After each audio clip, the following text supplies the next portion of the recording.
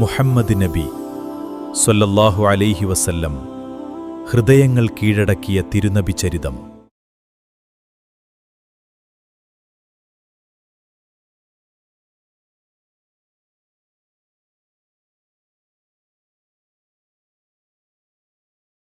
അൽഹംദുലില്ലാ, അസ്സലാത്തു വസ്സലാമു അലാ റസൂലിഹിൽ അമീൻ വ അലാ ആലിഹി വസഹബി അജ്മഈൻ. അസ്സലാമു അലൈക്കും വറഹ്മത്തുള്ളാഹി വബറകാതുഹു. സ്നേഹം നിറഞ്ഞ സഹോദരി സഹോദരന്മാരെ, സുഹൃത്തുക്കളെ, നമ്മൾ ഇന്ന് സീറത്തുൻ നബിയുടെ 6ാമത്തെ എപ്പിസോഡിലാണ്. ഈ എപ്പിസോഡിൽ നമ്മൾ സംസാരിക്കുന്നത് പ്രവാചകൻ സല്ലല്ലാഹു അലൈഹി വസല്ലമയുടെ ദഅവത്തിൻ്റെ, അതായത് ജനങ്ങളെ ഇസ്ലാമിലേക്ക്, അള്ളാഹുവിലേക്ക് ക്ഷണിക്കുന്ന ആ വർക്ക് തുടങ്ങിയ അതിനെക്കുറിച്ചാണ് നമ്മളിപ്പോൾ സംസാരിക്കുന്നത് ഇൻഷാ അല്ലാഹ്. അപ്പോൾ പ്രവാചകൻ സല്ലല്ലാഹു അലൈഹി വസല്ലം, ഞാൻ ഇതിനു മുമ്പും പറഞ്ഞിട്ടുണ്ട്, ഇത് ആദ്യമായിട്ട് കാണുന്നവർക്ക് എസ്പെഷ്യലി ഞാൻ ഒന്നുകൂടെ ഓർപ്പിക്കുകയാണ്. ഇത് നമ്മൾ ഈ പ്രവാചകൻ്റെ സീറ സംസാരിക്കുന്നത്, പറയുന്നത് ഈ അവാർഡ് വിൻ ചെയ്ത ദ സീൽഡ് നെക്ടർ എന്ന് പറയുന്ന പുസ്തകത്തിൽ നിന്നാണ്. ഈ പുസ്തകത്തിൻ്റെ ഓതർ സൈഫുർ റഹ്മാൻ അൽ മുബാറക് പുരി എന്നാണ്. അപ്പോൾ നമ്മൾ ഇപ്പം ഇന്ന് സംസാരിക്കാൻ പോകുന്ന കാര്യം ദഅവത്തിനെ കുറിച്ചാണ്. ഒന്നുകൂടെ എനിക്ക് ഓർമ്മിപ്പിക്കാനുള്ളത്, നിങ്ങൾ ഇതിന് മുമ്പുള്ള എപ്പിസോഡുകൾ കണ്ടിട്ടില്ല എങ്കിൽ ഇൻട്രൊഡക്ഷൻ മുതൽ കാണണം എന്ന് ഞാൻ അഭ്യർത്ഥിക്കുകയാണ്. കാരണം എന്നാലേ നിങ്ങൾക്ക് കംപ്ലീറ്റ് ആയിട്ടുള്ള പിക്ചർ കിട്ടുള്ളൂ ഇൻഷാ അല്ലാഹ്. പ്രവാചകൻ സല്ലല്ലാഹു അലൈഹി വസല്ലമയുടെ സീറ അറിഞ്ഞിരിക്കേണ്ടത് നമ്മുടെ എല്ലാവരുടെയും ആവശ്യമാണ്. ലോകം കണ്ട ഏറ്റവും വലിയ പുരുഷൻ, ലോകം കണ്ട ഏറ്റവും വലിയ നേതാവ്, ലോകം കണ്ട ഏറ്റവും വലിയ പ്രവാചകന്മാരുടെ നേതാവ്, പ്രവാചകന്മാരുടെ ലീഡറായ പ്രവാചകൻ സല്ലല്ലാഹു അലൈഹി വസല്ലം, മുഹമ്മദ് നബി സല്ലല്ലാഹു അലൈഹി വസല്ലമ, അദ്ദേഹത്തിൻ്റെ സീറ ബയോഗ്രാഫി അറിഞ്ഞിരിക്കേണ്ടത് എല്ലാവരുടെയും ഒരു വളരെ ഇമ്പോർട്ടൻ്റ് ആയിട്ടുള്ള സംഗതിയാണ്. നമ്മൾ പ്രവാചകൻ്റെ സീറ അറിഞ്ഞു കഴിഞ്ഞാൽ പിന്നെ നമുക്ക് മനസ്സിലാവും എത്രമാത്രം ബുദ്ധിമുട്ടിയിട്ടാണ് പ്രവാചകൻ സല്ലല്ലാഹു അലൈഹി വസല്ലമ നമുക്ക് ഈ സന്ദേശം എത്തിച്ചു തന്നിരിക്കുന്നത്. നമ്മൾ അധികം ആൾക്കാരും മുസ്ലിം കുടുംബത്തിൽ ജനിച്ച ആൾക്കാരാണ്. ചിലർ, നിങ്ങൾ കാണുന്ന ആൾക്കാരിൽ ചില ആൾക്കാർ ഇസ്ലാമിനെക്കുറിച്ച് പഠിക്കുന്ന ആൾക്കാരുണ്ടാവും. അപ്പോൾ ഈ എസ്പെഷ്യലി ഈ മുസ്ലിം കുടുംബത്തിൽ ജനിച്ച ആൾക്കാരെ അവരെക്കുറിച്ച് പറയുകയാണെങ്കിൽ, നമുക്ക് ഇസ്ലാം ഫ്രീ ആയിട്ട് കിട്ടിയതാണ്. നമ്മളൊരു മുസ്ലിം കുടുംബത്തിൽ ജനിച്ചതാണ്.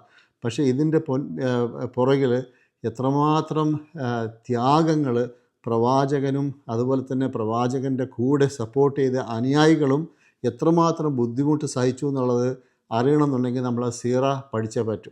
എന്നാൽ നമുക്ക് ഇൻഷാ അല്ലാഹ് അതിനെ നമ്മൾ അപ്രീഷിയേറ്റ് ചെയ്യും. എനിവേ, നമ്മൾ ഇൻഷാ അല്ലാഹ് തുടങ്ങുകയാണ്.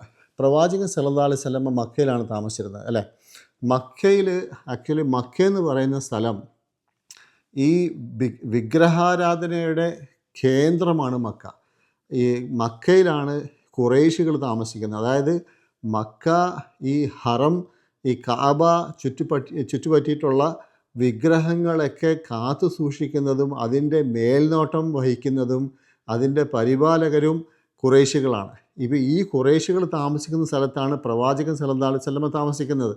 അപ്പോൾ ഈ ദഅവത്തിൻ്റെ, ഇസ്ലാമിൻ്റെ സന്ദേശം അവിടെ തുടങ്ങാൻ ഏറ്റവും ബുദ്ധിമുട്ടുള്ള സംഗതിയാണ്. കാരണം ഇത് കേന്ദ്രമാണ്. ബിംബാരാധനയുടെ, വിഗ്രഹാരാധനയുടെ, ഇങ്ങനെയുള്ള കാര്യങ്ങൾ നടക്കുന്ന സ്ഥലത്തിൻ്റെ മർക്കസാണ്, കേന്ദ്രമാണ്, സെൻറ്ററാണ്. അവിടെ ഇത് തുടങ്ങുകയെന്ന് വെച്ചാൽ അത് എളുപ്പമുള്ള കാര്യമായിരുന്നില്ല. അതുകൊണ്ട് തന്നെ പ്രവാചകൻ വളരെയധികം ക്ഷമയും ദൃഢനിശ്ചയവും അതേപോലെ തന്നെ കരുത്തുമുള്ള ഒരാൾക്ക് മാത്രമേ അത് ചെയ്യാൻ സാധിക്കുമായിരുന്നുള്ളൂ. അങ്ങനെ പ്രവാചകൻ സല്ലല്ലാഹു അലൈഹി വസല്ലമ മക്കയിൽ ഈ ദൗത്യം തുടങ്ങി. അപ്പോൾ ഈ തുടങ്ങുന്ന സമയത്ത് നാച്ചുറലി അവിടെ ഈ സെൻറ്ററായത് കാരണം, വിഗ്രഹാരാധനയുടെ സെൻറ്ററായത് കാരണം എളുപ്പത്തിൽ അങ്ങനെ ഒരു ഒറ്റ രാത്രിയിൽ, ഒറ്റ ദിവസം കൊണ്ട് ഈ മെസ്സേജ് അങ്ങ് എല്ലാവർക്കും പറഞ്ഞു കൊടുക്കുകയോ ഒന്നും ചെയ്യാൻ പറ്റില്ല. കാര്യം ചെയ്തു കഴിഞ്ഞാൽ അത് ബാക്ക് ഫയർ ആവും, അത് പിന്നെ ബുദ്ധിമുട്ടുണ്ടാക്കും. അതുകൊണ്ട് ഗ്രാജുവലായിട്ടാണ് അവിടെ സംഭവം ഈ മെസ്സേജ് കൊടുത്തിരിക്കുന്നത്. അപ്പോൾ ആദ്യം റസൂലുള്ളാഹി സ്വല്ലല്ലാഹു അലൈഹി വസല്ലമയുടെ ക്ഷണം വളരെ സീക്രട്ടായിരുന്നു, വളരെ സാവധാനത്തിൽ, ഒച്ചയില്ലാതെ, ആരും അറിയാതെ, വളരെ പ്രൈവറ്റായിട്ടാണ് ആദ്യം റസൂലുള്ളാഹി സ്വല്ലല്ലാഹു അലൈഹി വസല്ലം ജനങ്ങളെ ഇസ്ലാമിലേക്ക് ക്ഷണിച്ചത്. ആദ്യം റസൂലുള്ളാഹി സ്വല്ലല്ലാഹു അലൈഹി വസല്ലം ഇസ്ലാമിലേക്ക് ക്ഷണിച്ചത് സ്വന്തം ഭാര്യയായ ഖദീജ റളിയല്ലാഹു അൻഹയാണ്. അപ്പോൾ ആദ്യം ഇസ്ലാമിലേക്ക് വന്നത് ഖദീജ റളിയല്ലാഹു അൻഹയാണ്. ഈ പ്രവാചകൻ സല്ലല്ലാഹു അലൈഹി വസല്ലമയുടെ ഈ ഭാര്യ പ്രവാചകൻ്റെ കൂടെ എല്ലാ നല്ല കാര്യങ്ങൾക്കും സപ്പോർട്ട് ചെയ്തിരുന്നു. അപ്പോൾ ആദ്യം വന്നത് ഖദീജ റളിയല്ലാഹു അൻഹയാണ്. അത് കഴിഞ്ഞിട്ട് പിന്നെ സെയ്ദ് ബിൻ ഹാരിഥ എന്ന് പറയുന്ന പ്രവാചകൻ്റെ ഭൃത്യനായ ഫ്രീ ചെയ്ത, അതായത് സ്വതന്ത്രനാക്കപ്പെട്ട അടിമയായ സെയ്ദ് ബിൻ ഹാരിസ് റളിയല്ലാഹു അൻഹാണ് അടുത്തത് ഇസ്ലാമിലേക്ക് വരുന്നത്. പിന്നെ പ്രവാചകൻ്റെ കസിൻ, അതായത് പ്രവാചകൻ്റെ കൂടെ ചെറുപ്പം മുതലേ താമസിച്ചിരുന്ന അലി ഇബിൻ അബി താലിബിൻ്റെ മകനായ അലി റളിയല്ലാഹു അൻഹുവാണ് മൂന്നാമത്തെ ആൾ ഇസ്ലാമിലേക്ക് വരുന്നത്.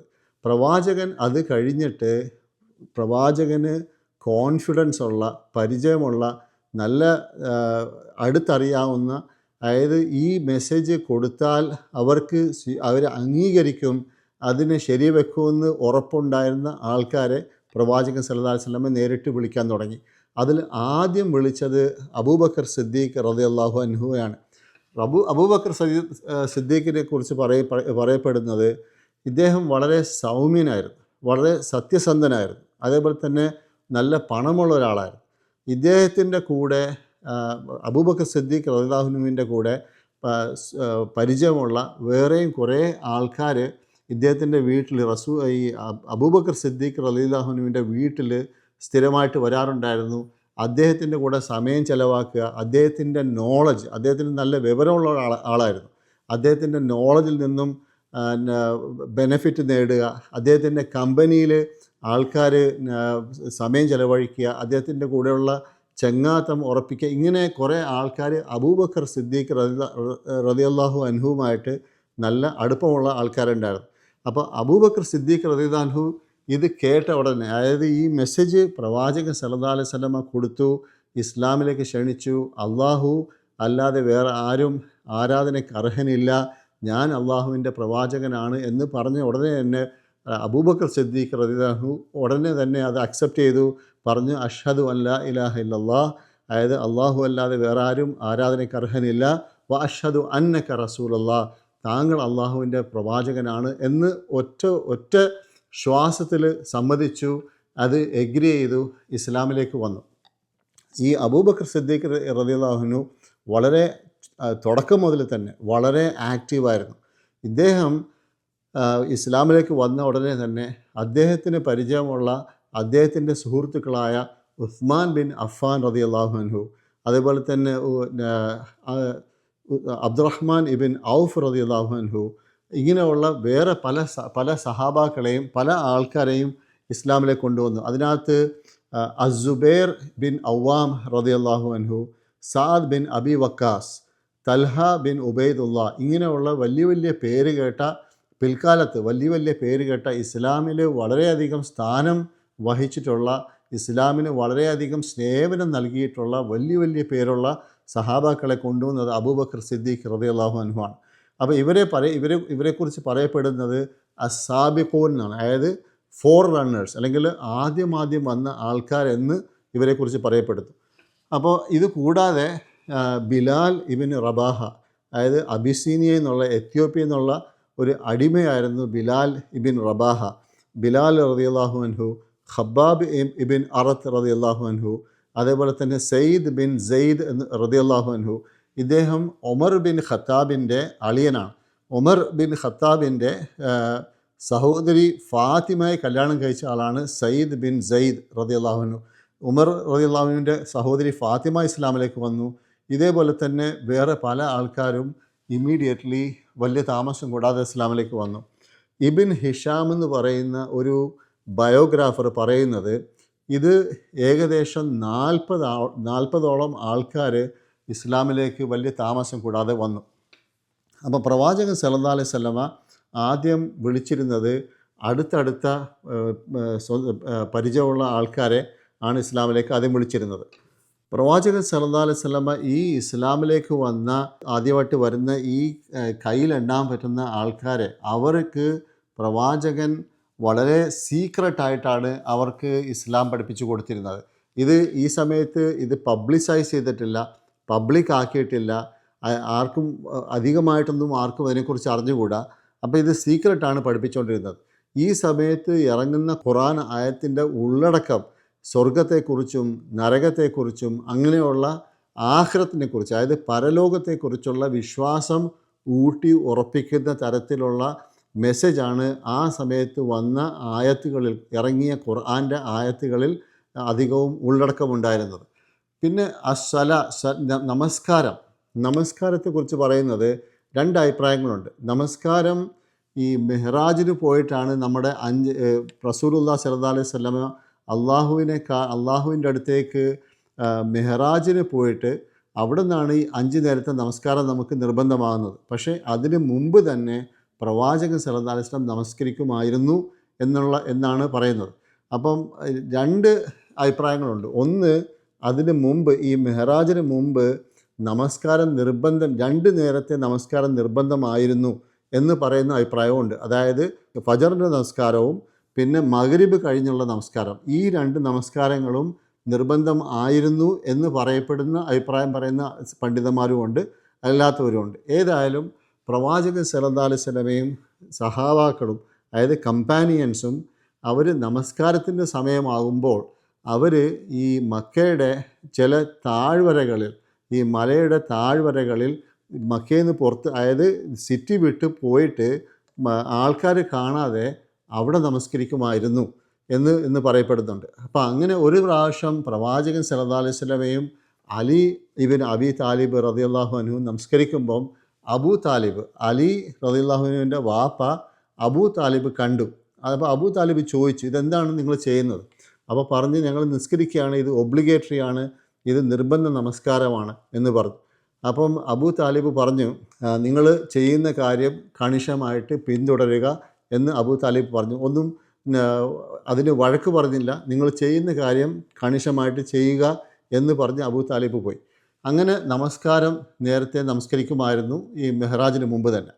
3 വർഷം പറയപ്പെടുന്നത്, 3 വർഷം, ആദ്യത്തെ 3 വർഷം പ്രവാചകൻ സല്ലല്ലാഹു അലൈഹി വസല്ലമ ഈ ജനങ്ങളെ വിളിക്കുന്നത്, ജനങ്ങൾ എന്ന് പറയുമ്പം വളരെ സീക്രട്ടായിട്ട് ആൾക്കാരെ നോക്കി കണ്ട് ടാർഗറ്റായിട്ട് മാത്രമേ വിളിക്കുവാറുണ്ടായിരുന്നുള്ളൂ. എല്ലാവരെയും പബ്ലിക്കായിട്ട് വിളിച്ച് തുടങ്ങിയില്ല.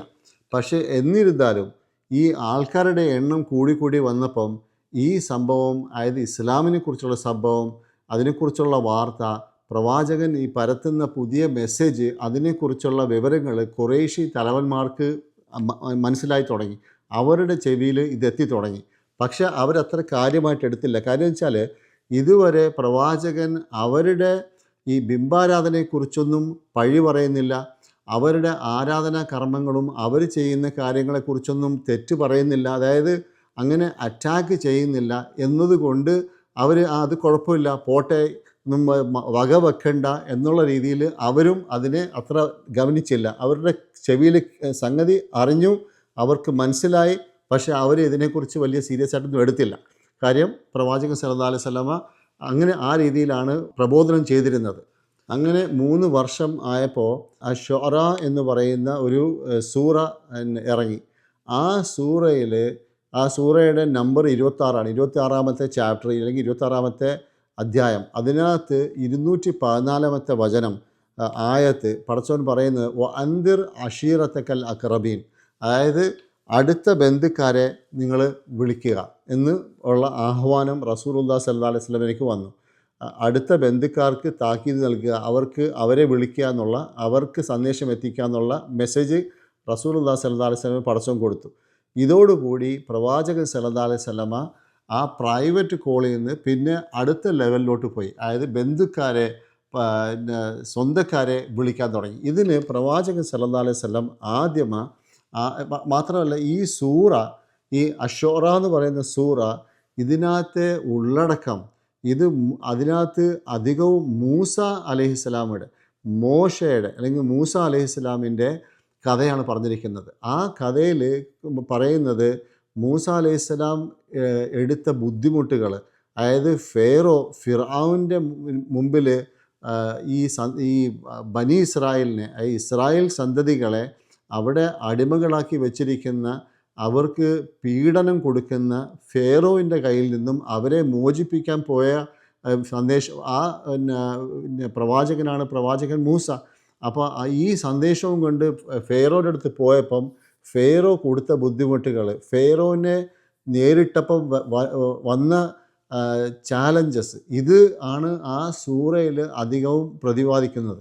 അപ്പോൾ ഇത് പ്രവാചകൻ സല്ലല്ലാഹു അലൈഹി വസല്ലം നേരത്തെ ഒരു മുന്നറിയിപ്പാണ്. അതായത് ഇന്ന കാര്യങ്ങളാണ് മൂസയ്ക്ക് നേരിടേണ്ടി വന്നത്.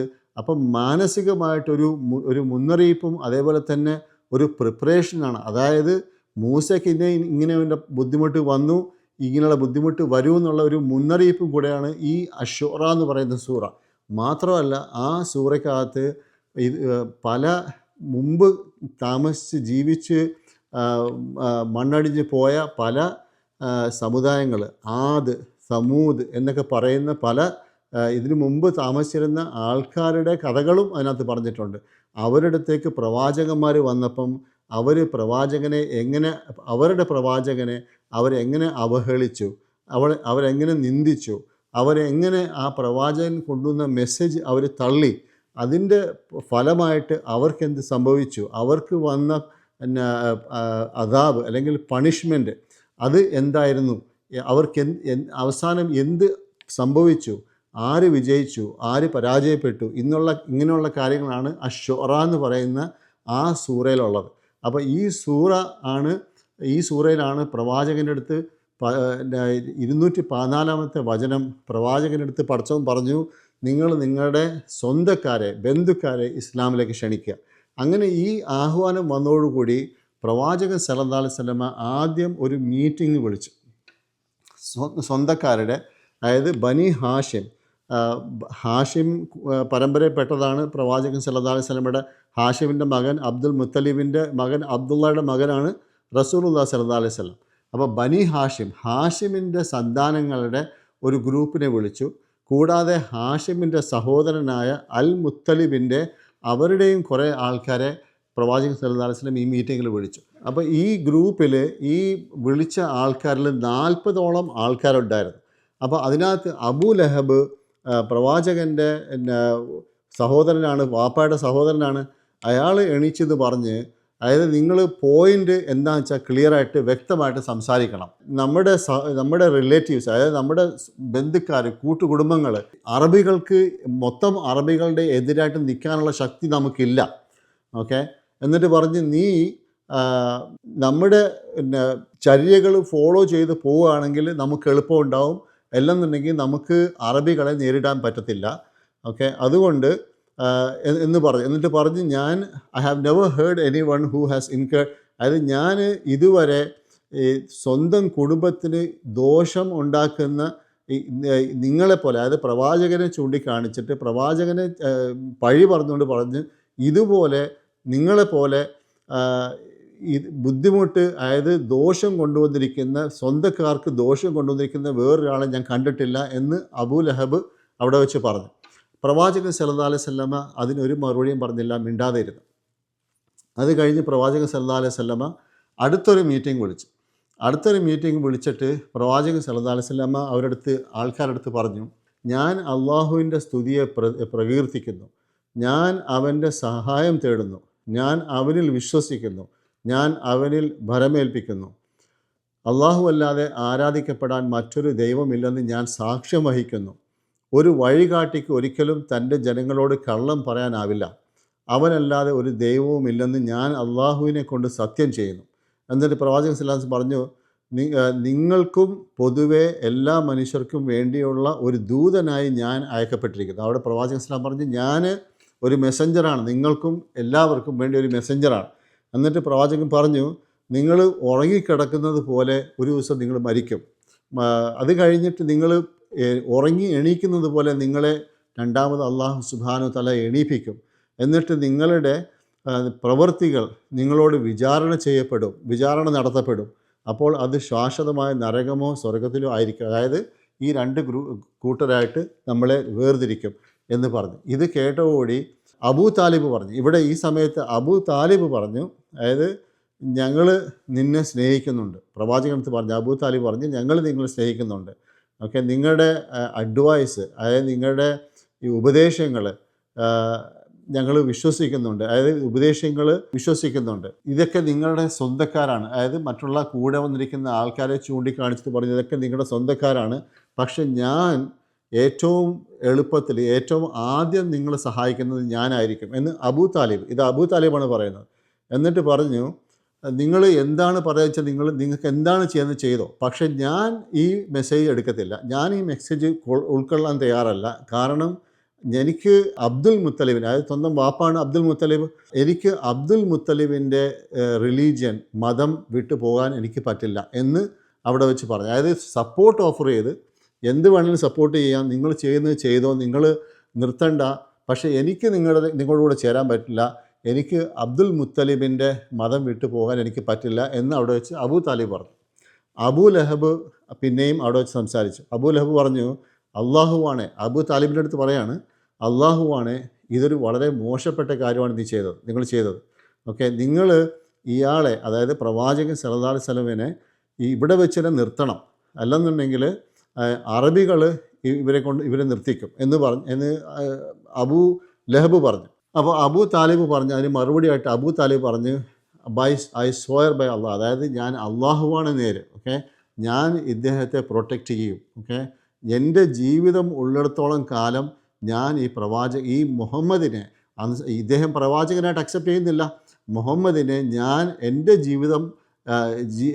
ജീവൻ ഉള്ളിടത്തോളം കാലം ഞാൻ പ്രൊട്ടക്റ്റ് ചെയ്യുമെന്ന് പറഞ്ഞു. ഇത് രണ്ടാമത്തെ മീറ്റിംഗാണ്. മൂന്നാമത്തെ പ്രാവശ്യം റസൂലുള്ളാഹി സ്വല്ലല്ലാഹു അലൈഹി വസല്ലമ ഈ സഫ എന്ന് പറയുന്ന ഒരു ചെറിയൊരു പർവ്വതമുണ്ട്, സഫ. ഇപ്പം ഹജ്ജിന് പോകുമ്പോഴും ഉംറയ്ക്ക് പോകുമ്പോഴും എല്ലാവരും കാണാറുണ്ട്. ആ സഫയുടെ പുറത്ത് കയറി നിന്നുകൊണ്ട് റസൂലുള്ളാഹി സ്വല്ലല്ലാഹു അലൈഹി വസല്ലം ജനങ്ങളെ വിളിച്ചു, യാ സബാഹ എന്ന് ഒച്ചത്തിൽ വിളിച്ചു. അത് അവരുടെ വിളിക്കുന്ന സ്റ്റൈലാണ്. വിളിച്ചപ്പോഴത്തേക്ക് ആൾക്കാരെല്ലാം ഒത്തുകൂടി.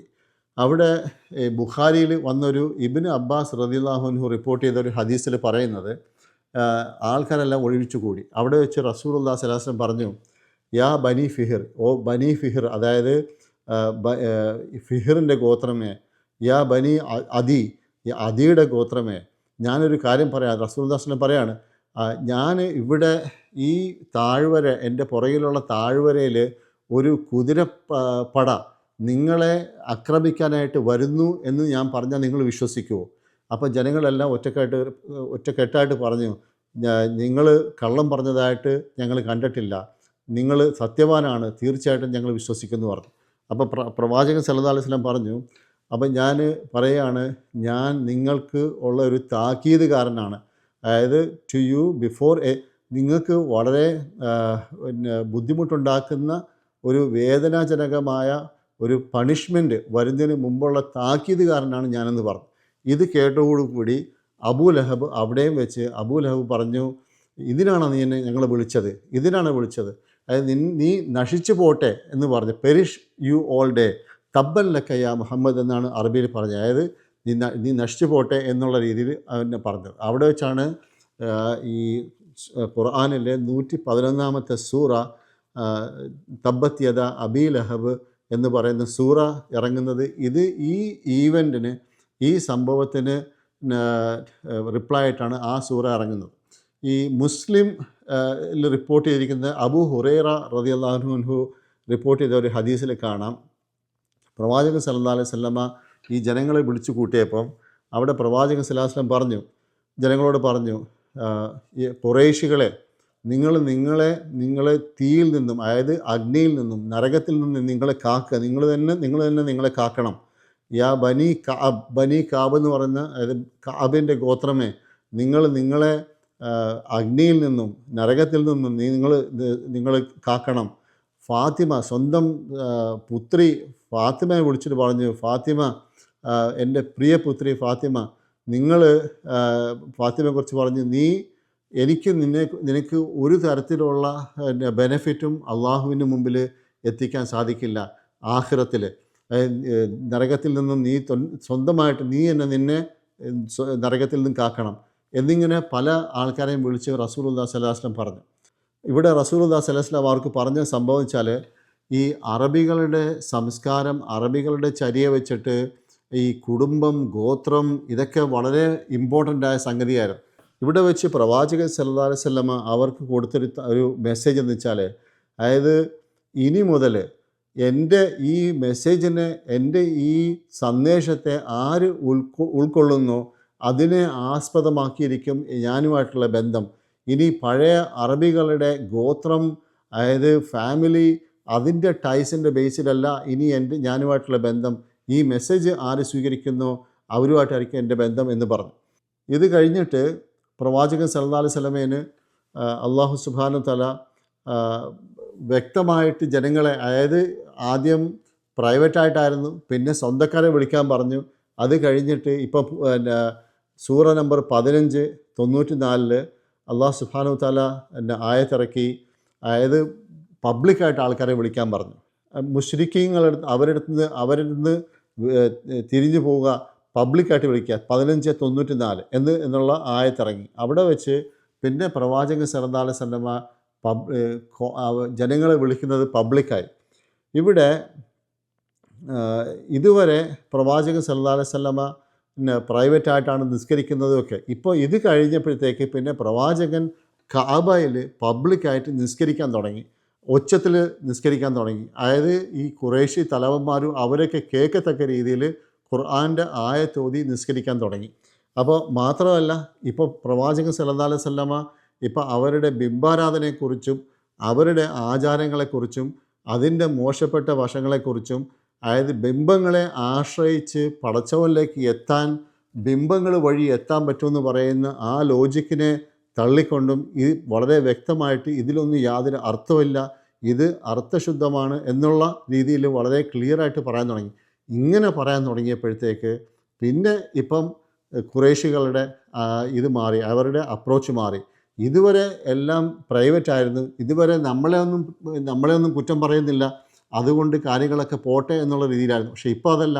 ഇപ്പം പ്രവാചകൻ ക്ലിയറായിട്ട് പറയാൻ തുടങ്ങി, നിങ്ങൾ ഈ ബിംബാരാധന ശരിയല്ല, ഈ നിങ്ങളുടെ ആചാരങ്ങൾ ശരിയല്ല, ഇത് ശരിയല്ല, അത് ശരിയല്ല എന്ന് പറയാൻ തുടങ്ങിയപ്പം പിന്നെ അവരുടെ ആറ്റിറ്റ്യൂഡും മാറി. അപ്പോൾ ഇൻഷാ അല്ലാഹ് അടുത്ത എപ്പിസോഡിൽ നമ്മൾ തുടങ്ങാൻ പോകുന്നത് ഇവരുടെ ഖുറൈശികളുടെ ഭാഗത്തു നിന്നുള്ള അറ്റാക്കുകളും അവരുടെ ഭാഗത്തുനിന്നുള്ള പിന്നെ നടപടികളും, ഇത് പ്രവാചകൻ സല്ലല്ലാഹു അലൈഹി വസല്ലമയുടെ മെസ്സേജിന് എതിരായിട്ടുള്ള നടപടികൾ, ഇതൊക്കെയാണ് ഇൻഷാ അല്ലാഹ് അടുത്ത എപ്പിസോഡിൽ നമ്മൾ ഇൻഷാ അല്ലാഹ് സംസാരിക്കാൻ പോകുന്നത്. അപ്പോൾ നിങ്ങൾ ഇൻഷാ അല്ലാഹ് ഈ ചാനൽ സബ്സ്ക്രൈബ് ചെയ്യുക, ഈ വീഡിയോ ലൈക്ക് ചെയ്യുക, ഷെയർ ചെയ്യുക. അത് കാരണമായിട്ട് ഇൻഷാ അല്ലാഹ് പല ആൾക്കാർക്കും ഇതിൻ്റെ ബെനിഫിറ്റ് എത്തട്ടെ എന്ന് ഇൻഷാ അല്ലാഹ് ദുആ ചെയ്യുന്നു. നിങ്ങളും ഇൻഷാ അല്ലാഹ് ഇത് നല്ല രീതിയിൽ മുമ്പോട്ട് കൊണ്ടുപോകാൻ പടച്ചവൻ സഹായിക്കട്ടെ എന്ന് നിങ്ങളും ദുആ ചെയ്യുക ഇൻഷാ അല്ലാഹ്.